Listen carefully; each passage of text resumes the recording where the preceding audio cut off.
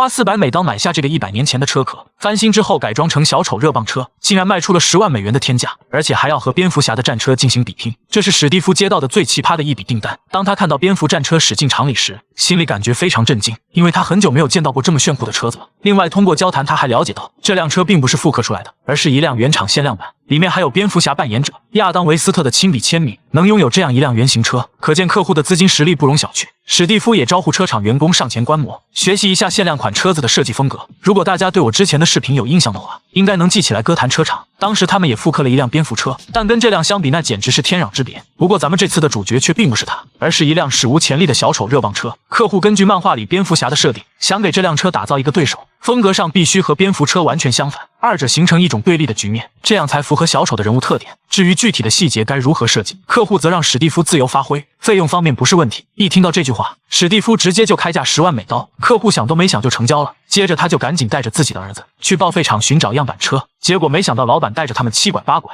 来到了一个土房子前面，这里面什么东西也没有，来这里能干什么呢？正当史蒂夫要发火时，老板指了指旁边的树丛，原来里面藏着一个100年前的车架，虽然表面有些锈蚀，但情况并不算太严重，零件保存的也很完整，将它改造成小丑热棒车再合适不过。老板看史蒂夫这么喜欢，于是就以400美刀的价格卖给了他。要是老板知道这辆车后来卖到了10万美刀，那估计厂子都能悔青。不过现在说什么都晚了，车壳已经被史蒂夫拉回了车厂。众人看到这辆车之后纷纷围了上来，问史蒂夫这次的改装方案。考虑到漫画中小丑的乖张性格，他打算将车壳降低20厘米，同时底盘尽量的压低，后端安装2个超宽的轮胎。出于安全起见，内部还得再来一套防滚架，这样一辆小丑热棒车就完成了。虽然这个效果图看起来平平无奇，但等到真车做出来之后，造型绝对会让你眼前一亮。现在有了史蒂夫的计划做指导，员工们就抓紧开始干活。他们先在车身贴上一圈黄色胶带，标记出要切割的位置。这个过程需要注意的一点是，4根金属杆的切口必须在同一高度，不然等最后安装的时候，顶盖很有可能是歪的，这样非常影响观感。不过从目前的情况来看，似乎并没有什么意外发生。接下来他们要设计内部座椅，由于里面的空间有限，而且底盘非常的低，要想能让里面承载2个人还不感觉拥挤，那么必须要经过大量的计算。另外在材料的选择方面，还必须保证结构强度，万一开着底盘突然断裂，那么车厂多年积攒的名声将会瞬间崩塌。这种涉及到计算的任务，史蒂夫就全权交给了小学毕业的小红帽。接着其他人将车身转移到了底盘上，尝试进行第一次结合。通过一番对比后发现，尺寸方面没什么问题，但后续需要对车身的面板进行调整，避免直接接触到底盘部分，造成不必要的摩擦损伤。另外根据车主的要求，这辆车在完成之后，不仅风格上要和蝙蝠车完全相反，还要和它进行比赛，这就需要设计师特拉斯登场了。他切割出大量的钢板，在表面打出大小不同的圆洞，将各种金属元素融合在一起，创造出一种美观而又硬核的装饰。而另一边负责内部的员工则给车内焊接上了防滚架。防滚架对于这种热棒车来说至关重要，但说白了它就是一个由钢管搭建的笼子，一般用在各种拉力赛车上。当车子出了事故产生翻滚时，即使外部看着扭成一团惨不忍睹，里面的赛车手也会安然无恙，算是一种保命神器。而这辆小丑热棒车里面的防滚架是小红帽通过大量的计算得来的，从理论上来说，用固若金汤来形容也不为过。但这时史蒂夫却发现了不对劲，他通过对数据的分析，觉得需要把前轴加宽6英寸，这样会让前桥看起来非常窄，通过对比让尾部表现得更宽。众人对这个想法表示赞同，于是史蒂夫就开着叉车来到了后院的垃圾场，在这里找到了几根生锈的车轴，这些零件的功能都是正常的，但需要员工们调整尺寸。史蒂夫将2个车轴主体拆掉，放在工作台上比对，接着他沿着中间的线条将其切开，这里做的是一个 L 型切口。史蒂夫说这种很方便焊接，而且还能保证牢固性。至于原理到底是什么，有没有行家在评论区解释一下。现在车子的主体已经完成，员工们将零件都拼凑上去，然后在前端放上发动机和变速箱，模拟一下完成后的样子。虽然车子已经有了一些雏形，但在气势方面还差点意思。为了能击败客户的蝙蝠车，小红帽决定拿出自己的看家本领，制作一个可调节的悬挂。当你在开车时，可以根据路况将底盘调节到一个合适的高度，而当你想停车时，就可以将悬挂降到最低，这样车子底盘会直接接触地面。在如此自由的国度，就可以避免车子被偷。这个设计属实是非常贴心了。小红帽先用纸描绘出轮廓，然后切割出一个对应尺寸的钢板，将它焊接到车架上，这样一个悬挂支架就做好了。看起来效果还算不错，上下摆动的幅度非常大，而且反应也很灵敏。目前车子的功能已经完成，接下来就到了喷漆阶段。史蒂夫叫来了设计师特拉斯，两人商量之后决定选择绿色，这个颜色算是小丑的专属，乖张中带着一丝狡黠，